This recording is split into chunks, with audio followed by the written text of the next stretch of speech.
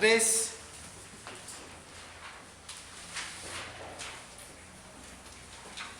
Mateo 3, de 5 al 10, la primera parte del verso 10. Mateo 3, del 5 al verso 10. Si alguien lo tiene, me quiere ayudar a leerlo, por favor. ¿Del 5 al 10? Sí, Mateo 3, del 5 al 10, la primera parte del 10. Acudía a él la gente de Jerusalén, de toda Judea, de toda la región del Jordán. Cuando confesaban sus pecados, él los bautizaba en el río Jordán. Pero al ver que muchos fariseos y saduceos llegaban a donde él estaba bautizando, les advirtió: camada de víboras, ¿quién les dijo que podrán escapar del castigo que se acerca? Produzcan frutos que demuestren arrepentimiento.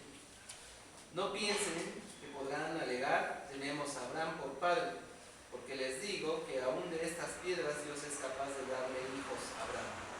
El hacha ya está puesta a la raíz de los árboles, y todo árbol que no produzca buen fruto será cortado y arrojado al fuego. Amén. Gracias, hermano. La manera como vamos a empezar el mensaje es con el texto que está allí de Mateo, que es de la versión 1909. Voy a ir haciendo una exégesis de varios pasajes del texto y luego ya entramos al texto del sermón. Así que si no encuentran cosas que estoy diciendo, es que estoy todavía en el texto de Mateo. Dice la Escritura: entonces salían a él. Y maravilla ver toda esta gente que sale a buscar la palabra de Dios. ¿A qué salen a ver? Preguntaba Jesús, ¿recuerda? ¿A quién salían a ver? A un hombre muy sencillo, a un hombre humilde, pero que tenía un poder en la predicación.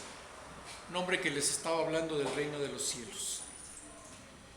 Y salen a buscarle, atraídos por esa predicación poderosa.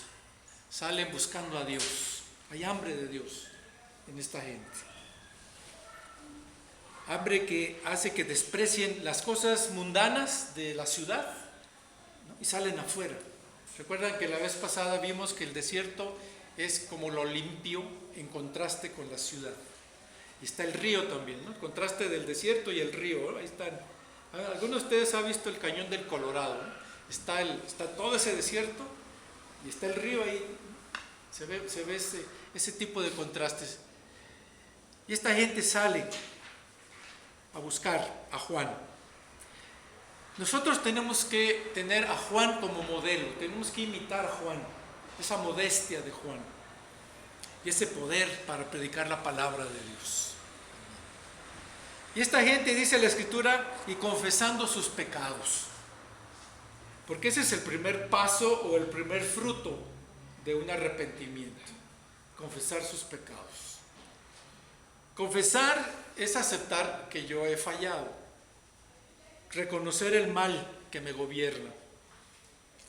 Y la gente sale de estas casas, de sus propias casas, al desierto, porque necesitan esa limpieza en su vida moral y en su vida espiritual. Y no les da preocupación, porque todo el mundo va a estar oyendo, todo el mundo se va a dar cuenta. Ah, mira, no era tal como decía que era. Ah, mira, ¿quién fuera a pensar, ¿no? Y salen y confiesan su pecado. Y los conocen sus vecinos, están ahí todos juntos. Salen reconociendo en público y no cuestionan, obedecen. Y aquí hay otra enseñanza, tenemos que imitar a este pueblo también, que sale a buscar la limpieza de sus pecaminosas vidas. En la sencillez de ese día, para preparar su corazón, su espíritu, para la venida del Señor. Y se humillan reconociendo que necesitan estar preparados espiritualmente. Hay aquí también en el corazón de la Ciudad de México una iglesia, aquí en la calle Bolívar. Aquí hay también en esta ciudad una iglesia que tiene que prepararse para que venga el Señor, para que esté lista la senda para la venida del Señor. Estamos en los últimos días, sabemos eso, ¿no? Los últimos días antes de la venida del Señor Jesús. Él está muy cerca. Dice también el texto, y confesando sus pecados eran bautizados en el río.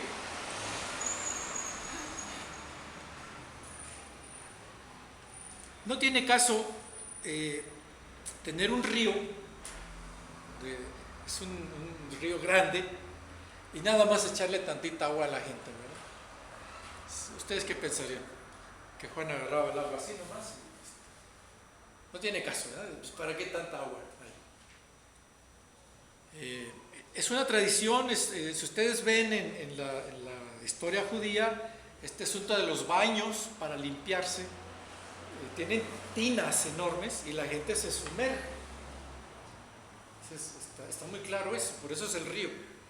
Aún ustedes ven algo de la cultura hindú, salen al río, al Éufrates, y a poco nomás echan tantita agua. Se sumergen, ¿no? Esa es la idea. Entonces, la palabra aquí bautizar quiere decir sumergirse, enjuagarse con agua, pero introducirse al agua. Por eso dice que salían y entraban al río. Y en ocasiones, este asunto del lavamiento lo usaban los judíos para confirmar a los nuevos judíos, nuevos prosélitos, porque también hacían proselitismo la religión judía, y a través del bautismo entonces es que los preparaban.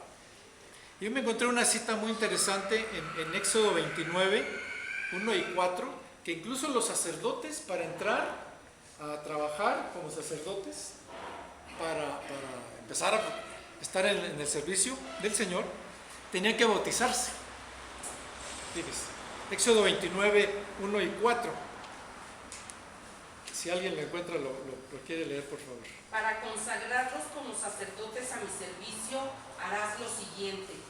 Tomarás un novillo y 2 carneros sin defecto, y con harina fina de trigo harás panes y tortas sin levadura. ¿Me saco el 4? 1 al 4, todo. Amasadas con aceite y obleas sin levadura untadas con aceite. Pondrás los panes, las tortas y las obleas en un canastillo y me los presentarás junto con el novillo y los 2 carneros. Luego llevarás a Aarón y a sus hijos a la entrada de la tienda de reunión y los bañarás. Entonces ahí tenían un perol enorme, ¿no? Y ahí tenían que entrar porque salían todos llenos de sangre, ¿no? Ya ve que lo que hacían ellos, el sacrificio, y entonces estaban todos, pues no puede ser que con tantita agua, nada más, ¿no? Se sumergían con todo y ropa en ese aspecto. Pero dice también que vio Juan a muchos de los fariseos y de los saduceos que venían a su bautismo. No era el bautismo que estaba aquí diciendo Éxodo, no era el bautismo de prosélitos, era el bautismo de Juan, de arrepentimiento, de confesión de pecados. Y los ve que vienen por allá, ¿no? Y que llegan ahí. Ustedes saben que fariseo era el apodo que se les daba a ellos. Farisee, creo que les decían, ¿no? Y quedó como fariseo, ¿no? Ese apodo quiere decir los separados, o los separatistas, porque ellos se creían muy limpios. Ellos no andaban con la chusma, como dice el muchachito este, ¿no? Ellos no se juntaban con los demás. Asimismo, los fariseos se nombraban devotos. Ese era el nombre que ellos se daban. Su compañero devoto, así se nombraban. Y no se juntaban con los impuros. Ellos ciertamente organizaron muchas rebeliones, eran muy aguerridos contra los militares. Eran terriblemente aguerridos con un gobierno militar. Y en los macabeos, en la historia de los macabeos, incluso con los romanos, participaron en revueltas. Y al grado de que los crucificaban de a 500 en 500, no tantos eran, a los líderes, ya estaban todos crucificados. A Jesucristo incluso lo creían también un fariseo. Por eso le dan un tipo de crucifixión parecida, como que hacía una rebelión ahí. Y también estaban los celotes, pero no eran compatibles. También los celotes eran revolucionarios, pero no eran compatibles con ellos, ¿no? Tenían diametralmente opuestos, ¿verdad? En ese sentido. Los celotes no eran tan que se marginaran a los demás. Yo no estoy solo con los sanos o con los puros, ¿no? Los celotes tenían más convivencia. Y dice la palabra del Señor que a sus maestros les llamaban rabí. Los maestros fariseos se llamaban rabí. Entonces a Jesús también le llaman rabí. Por eso tanto critican a Jesús, porque no sigue sus consignas, no está en el camino, como que se le salía del asunto de la devoción y de la limpieza que ellos querían o creían que debía tener un devoto, ¿no? Se molestaban en ese sentido mucho con el Señor Jesús. Están los saduceos. Estos son un partido político en el tiempo de Israel, en estos tiempos, es un partido político. Los celotes también son otro partido político. Claro que todos son religiosos, pero los saduceos son la autoridad fiscal. De ahí viene el nombre, son los síndicoi, en griego sería, ¿no? Los síndicoi.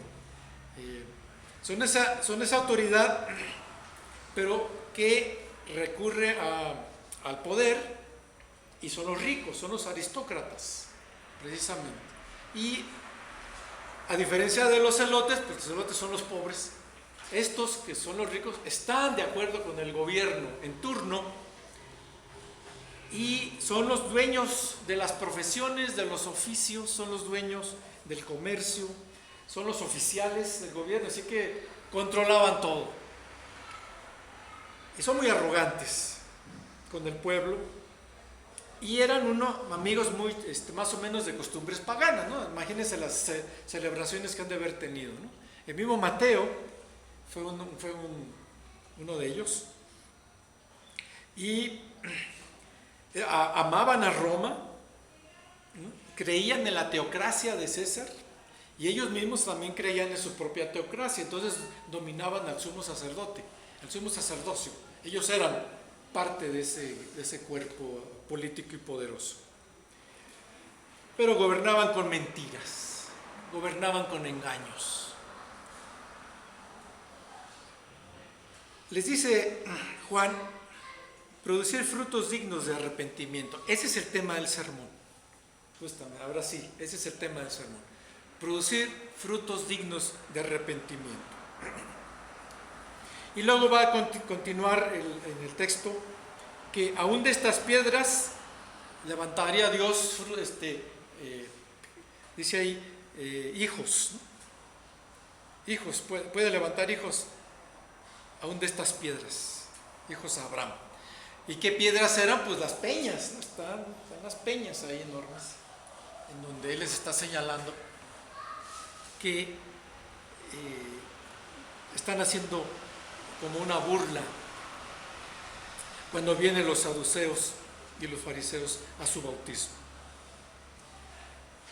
Confesión de pecados.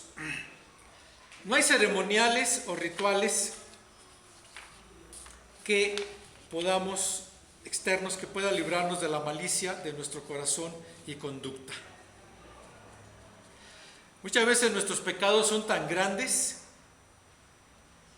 que no merecen perdón. Podemos aceptar eso. Y queremos que otro pida perdón por nosotros. Pero son tan grandes que no merecen perdón.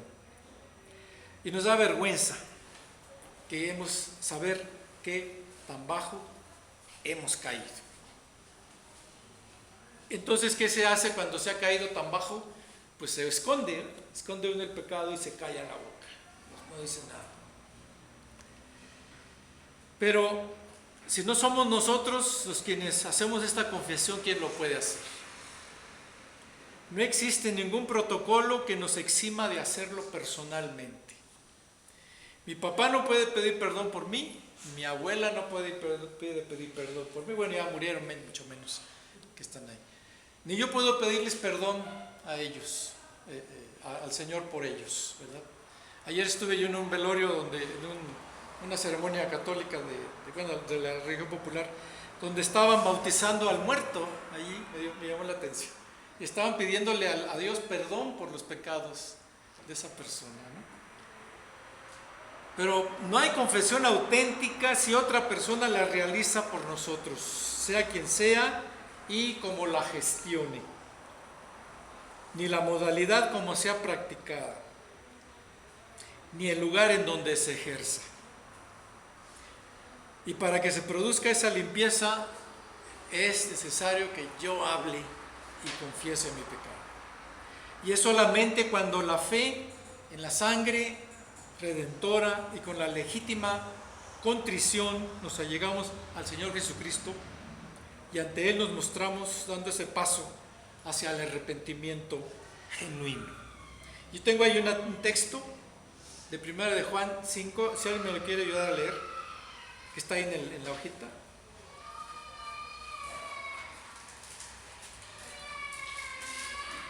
Dice: y la sangre de su Hijo Jesús nos limpia de todo pecado.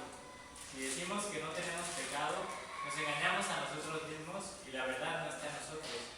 Si confesamos nuestros pecados, Él es fiel y justo para perdonar nuestros pecados y limpiarnos de toda maldad. Pero si decimos que no hemos pecado, le hacemos a Él mentiroso y su palabra no está en nosotros. Así como que a grandes rasgos, gracias hermano, nos está pidiendo que nos bauticemos en la sangre de Cristo, ¿no? Y la manera para yo entrar en esa limpieza que produce la sangre del Señor es confesar. Yo no puedo escandalizarme del pecado. Ah, el hermano qué pecadote hace. Ah, la hermana, mira qué grande pecado hace. Yo no puedo escandalizarme. ¿Qué dice la Escritura ahí? Que todos, ¿qué? Somos pecadores. Todos somos pecadoras. Así había un programa en la televisión española burlándose. A ver, pecadores, vean esto que les estamos diciendo. Y tenían razón, todos somos pecadores, justamente. Tenemos que aceptar eso. No hay nadie ante la cruz del Señor, ante esta cruz del Señor, no hay nadie que pueda decir: yo soy mejor que tú, o tú eres peor que yo. Nadie puede decir eso, definitivamente. Este asunto de la limpieza también lo vamos a encontrar en Isaías, el primer capítulo, haciendo un estudio más a fondo. Isaías, el primer capítulo, el verso 16 y el verso 17. ¿Qué es lo que pide el Señor ahí? Juntamente con lo que está diciendo Primera de Juan. Isaías 1:16. Este sí yo lo tengo, yo lo voy a leer. Lávense, límpiense, aparten de mi vista sus obras malvadas, dejen de hacer el mal, aprendan a hacer el bien, busquen la justicia y reprendan al opresor, aboguen por el huérfano y defiendan a la viuda. Vengan, pongamos las cosas en claro, dice el Señor. ¿Son sus pecados como escarlata? Quedarán blancos como la nieve. Son rojos como la púrpura, quedarán como la lana. Y ahí viene la pregunta: ¿estarán ustedes dispuestos a obedecer? Si yo digo sí, viene la respuesta: comerán lo mejor de la tierra. Está una promesa ahí. Una promesa. Si yo acepto entonces que tengo ese pecado y vengo y lo confieso al Señor, entonces hay una promesa. Pero tengo que limpiarme. Cuando reconocemos por la fe a Jesucristo como nuestro Redentor y dejamos que examine nuestra naturaleza de pecado, crucificándolo juntamente con Él, al arrepentirnos y apartarnos del mal, la promesa de una vida limpia se cumple en la nuestra, llevando su justicia sobre nuestros fallos. Luego Proverbios también nos empieza a dar una idea de esta bendición, de esta promesa, cuando confesamos el pecado. Proverbios 28:13. Ese, si alguien sí lo tiene, me lo lee, por favor. Quien encubre su pecado jamás prospera. Quien lo confiesa y lo deja, halla perdón. ¿Cómo ve ese texto? Quien encubre su pecado jamás prospera, pero el que lo confiesa y se aparta, halla perdón. Las escrituras aseguran que si hay un arrepentimiento que nos lleva a volvernos del camino equivocado, luego de la confesión del error, se descubre la ruta hacia su misericordia. ¿Cuál es la conclusión en esto? Pues vivamos sin esconder nuestro pecado, al revelarlo con una clara conducta de alejarnos del mal camino. Me llama la atención cómo el pueblo sale con Juan hablando de su pecado y luego se bautiza ese pueblo. O si se van a bautizar, tiene que confesar el pecado. Aquí, ¿qué hacemos? A veces le rogamos a la gente que se bautice, hasta que caemos en eso, ¿no? Despreciamos, como que hacemos menos el bautismo. Ay, por favor, bautícese. Y le damos una fiesta, y le aplaudimos, ¿no? Tanta cosa. Y aquí salían allí al río, que no creo que sea de agua muy limpia, venía medio lodoso. Y ahí a voz en cuello gritaba su pecado la gente. Y entonces entraba a bautizarse. Confesión más bautismo a la misma vez. Los habitantes de la gran ciudad de Jerusalén y algunos de los alrededores, cerca del río Jordán, junto con los habitantes de la sureña región de Judea, fueron al desierto a escuchar la predicación de Juan. Luego del mensaje bajaron a las aguas del río Jordán. Manifestaban sus pecados en público y asimismo un cambio, la profesión de fe como preparación ante la llegada del reino de los cielos. Todos ellos dieron un claro indicio de cambio en profundidad, al revelar una apertura de conciencia, al confesar sus pecados en público y bautizarse. Porque para aquellos creyentes el creer, arrepentirse, luego bautizarse, implicaba una sola experiencia. No tomaron la decisión de bautizarse después de unos días, de semanas o meses de haber confesado sus pecados. Lo hicieron al momento, porque quien cree genuinamente y se arrepiente de sus pecados, accede consecuentemente al bautismo en agua. Pero se puede sabotear esto, se puede sabotear el bautismo. Los religiosos fariseos, acá vienen, ahora sí, y los sacerdotes saduceos no se bautizaron. Venían al bautismo. ¿Usted cree que hicieron eso? ¿Que confesaron sus pecados? No lo van a hacer, no, para nada. No se bautizaron. Por eso estaba en duda si se someterían a la autoridad moral y espiritual del reino de los cielos. No era que se sometieran a Juan, era al asunto del reino de los cielos. A pesar de su información bíblica, que ellos sabían muy bien, les faltaba mucho más. ¿Qué dice el Señor Jesús de ellos en Lucas 7? Ahí habla de este tema. El Señor Jesús los observó también. ¿Y qué dice Él de eso? Lucas 7, 29.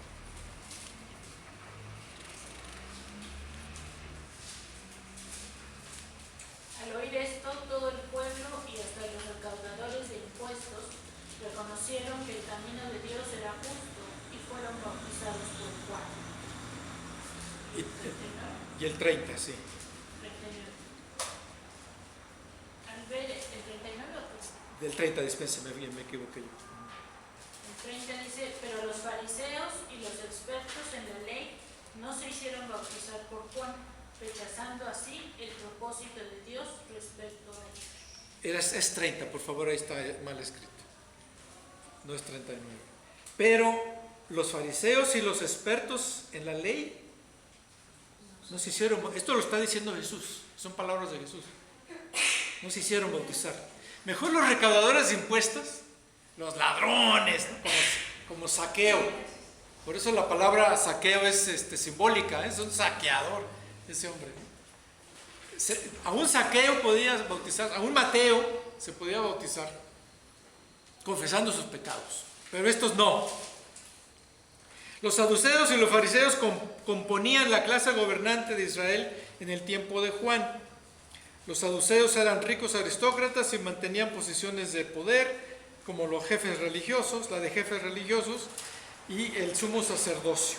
Aceptaban la pax romana, eran de mentalidad racionalista y más mundana, además de ser muy políticos. Digamos que eran los intelectuales de ese momento. Consideraban solo la Biblia escrita como palabra de Dios.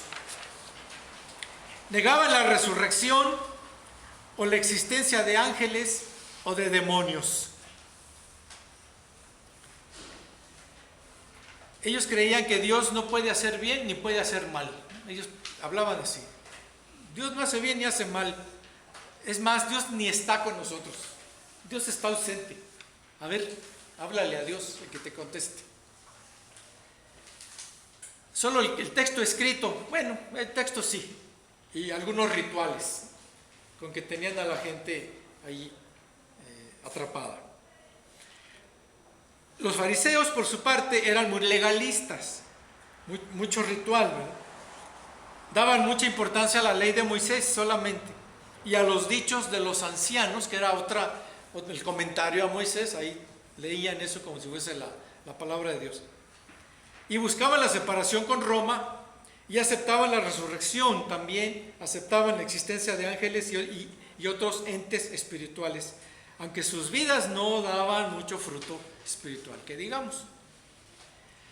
Pues a estos, con mayor intensidad, a unos y a otros Juan les aguijoneó con duras palabras como generación de víboras. No solo le dijo, eres una víbora, tienes lengua viperina. No solo le dijo, no solo tu mamá es una víbora, no, tú eres generador de víboras, ¿no? Y todos tus ancestros. ¿Qué le parece ese calificativo? Duele, ¿no? Se los dice porque no cambiaban en su manera de ser. Por eso la pregunta hacia ellos es en forma sarcástica, denunciando al mismo tiempo su condena. ¿Quién les enseñó a huir de la ira venidera? Su presencia, la de los fariseos y saduceos, allí en realidad era para callar al bautista, para ver si se asustaba el bautista y para ver qué decía. Era como, digamos, unos espías. Y así, que no estuvieran nerviosos los romanos, porque los romanos no querían a nadie que estuviese...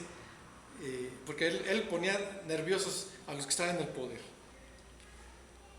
Y al mismo tiempo ellos, los fariseos y los saduceos, quedaban bien con el pueblo, por simular estar preparados bien con el pueblo para recibir la llegada del Señor, ¿no?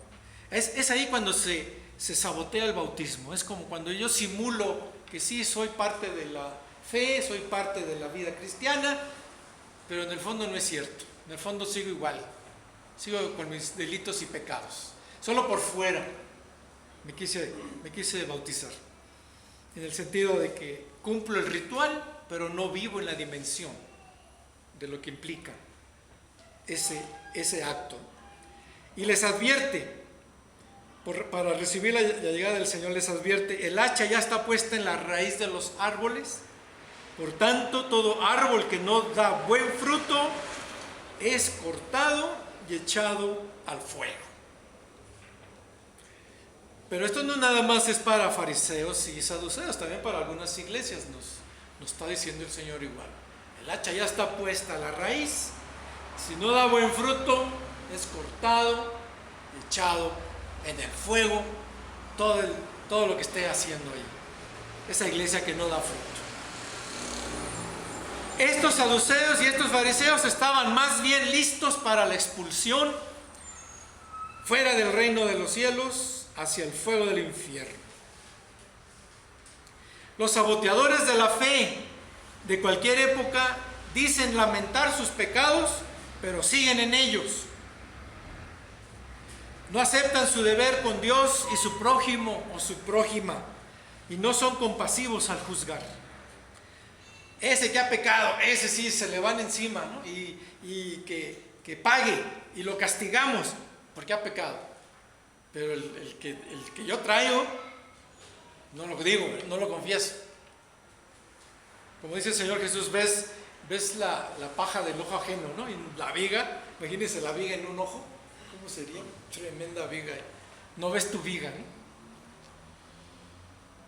Los saboteadores de las ordenanzas del bautismo, de la cena del Señor, desde esas ordenanzas en la Escritura, se dice que para esos saboteadores que hay ira venidera.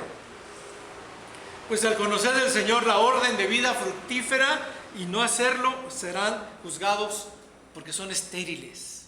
Serán juzgados en su esterilidad. Pero también hay saboteadores del culto. Estamos adorando al Señor, estamos buscando al Señor y de repente pasa algo ahí y nos roban, ¿no? Esa adoración. Nos roban esa presencia del Señor que se ha venido manifestando y alguien sale con su protagonismo ahí y ya sabotean el culto. Hay saboteadores de la oración también, que estamos buscando al Señor y entonces nos empiezan a molestar.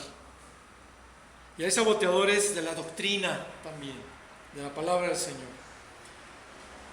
A esos que no dan fruto ya están juzgados por su esterilidad. ¿Qué quiere decir hijos de Abraham? Muchos judíos se creyeron perfectos por el hecho de ser descendientes de Abraham. Y que lo que hicieran aún sin frutos espirituales, eso era justicia, por ser nada más hijos de Abraham. Fariseos y saduceos no entendieron cómo entrar al reino de los cielos, no como un derecho procedente del nacimiento, sino a causa de la vida de frutos espirituales.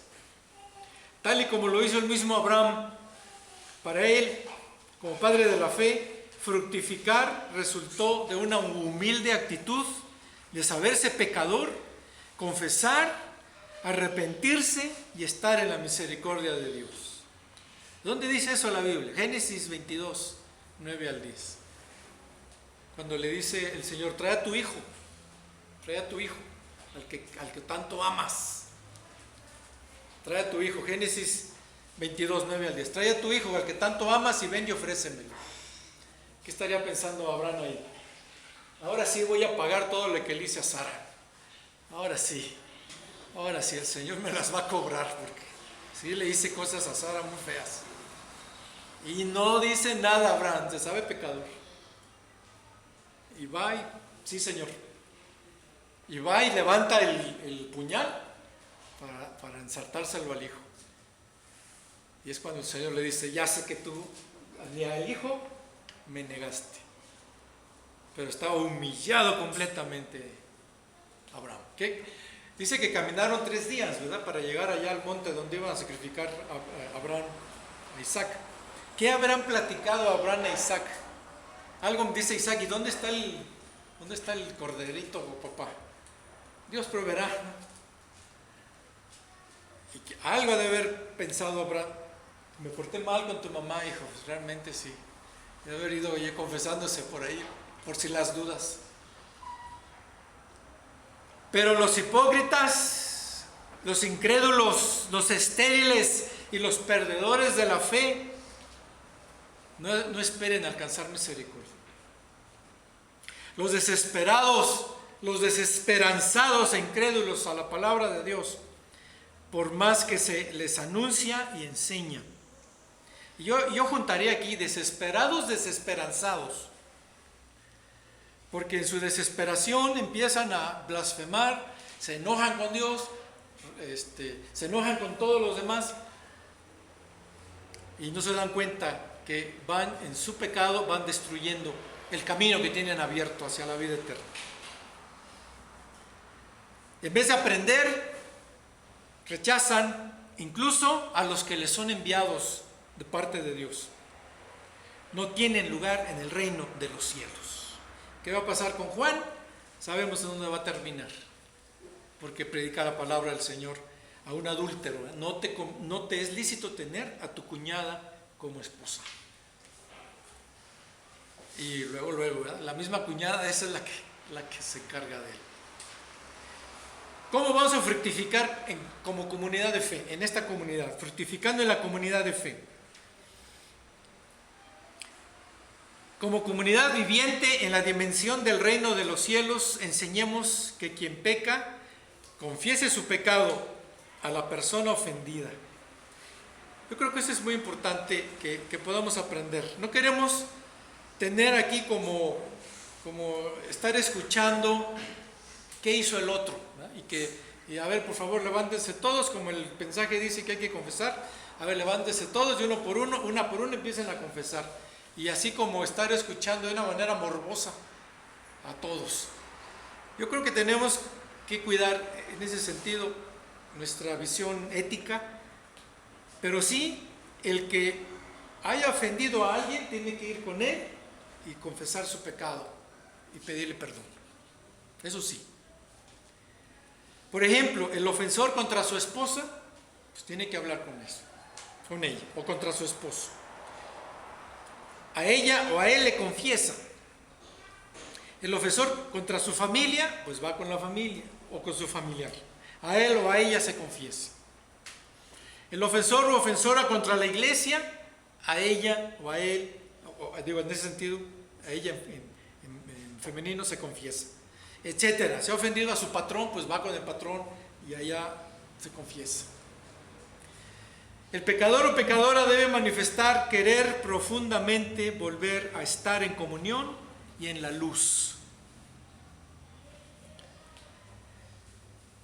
dando el balance de los frutos de su arrepentimiento. Eso estábamos leyendo en Juan, ¿no? Primera de Juan 5. Antes dice, y tenemos comunión si andamos en luz, ¿no? Dice Primera Juan 5. Primera Juan, de los versículos, creo 5, 6. Pero si no confesamos nuestros pecados, pues entonces no andamos en comunión. 1 Juan 5, 6 me parece.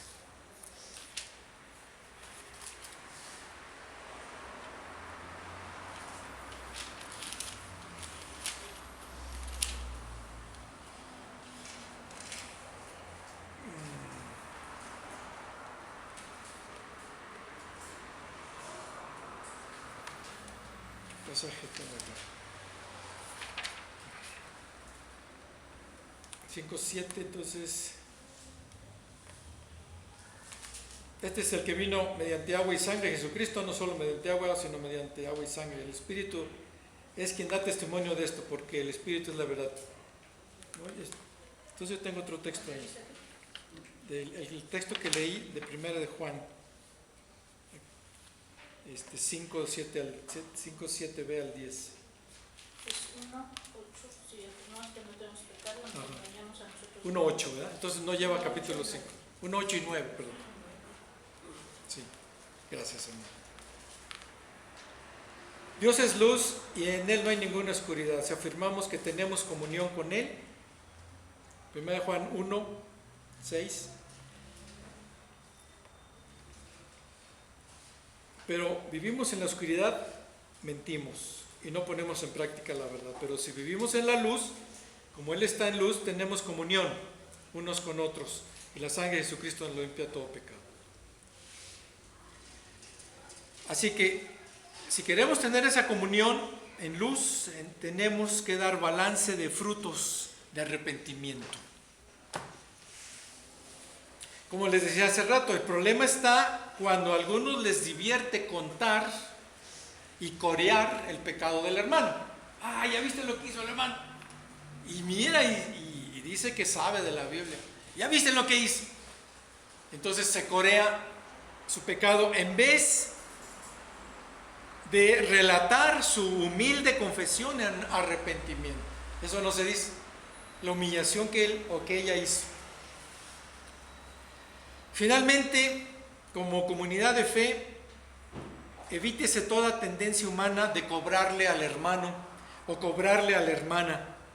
Dispénseles el pagar por su pecado. Transitemos pues deseosos de perdonar y no imponiendo penitencias. Yo me hago esa pregunta: ¿vamos a perseguir y a castigar a los pecadores que han confesado. Vamos ante la cruz de Cristo. Me hirió el pecado, dice el himno, ¿no? Me hirió el pecado. ¿Y qué hice cuando me hirió el pecado? Fui a Jesús. Busqué al Consolador. Mostréle mi dolor. Ahí me estoy confesando. Perdido, errante, y vi su luz. Y ya veo la luz y viene acá el hermano y entonces me echas sombras. No, tienes que pagar. Tienes que pagar por eso. Vamos a cobrarle. Tenemos que hacerle sufrir algo extra. En la cruz, ahí vi la luz. Y las manchas de mi alma yo la vi. Vamos a cobrarle. Tenemos que hacerle sufrir. No, hermano, haga penitencia. Está muy malo lo que usted hizo. Terrible. Y lo que tú haces. Ante la cruz de Cristo, les digo otra vez, ¿quién es más o quién es mejor? Ante esa cruz. El Señor es el que hizo todo. ¿Qué dice 2 Corintios 2, 6 al 7? Ahí sé que sí es porque de ahí lo copié. Le basta a tal persona esta reprensión hecha por muchos. Así que, al contrario, vosotros más bien debéis perdonarle y consolarle, para que no sea consumido de demasiada tristeza.